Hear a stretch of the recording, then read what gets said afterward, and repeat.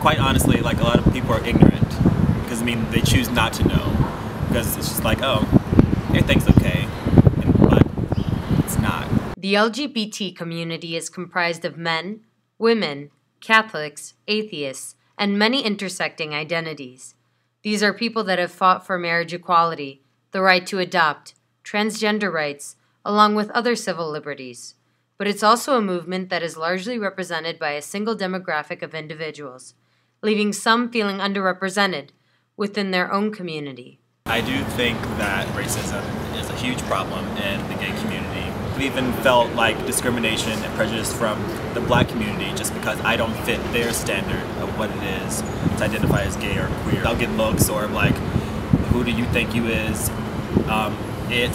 Like things like, it's just like, it doesn't really, I don't understand why that happened. If you're gay and we're already experiencing things like people not being accepting of us, why would it be okay to make it worse within our own community? The gay community is not immune from racial prejudices, especially in Chicago, the nation's most segregated city, one that has nearly 1.5 million African Americans and Latinos living on the south side of Chicago, as opposed to 900,000 Caucasians that occupy nearly all of the north side, including Boys Town, an officially recognized LGBT community.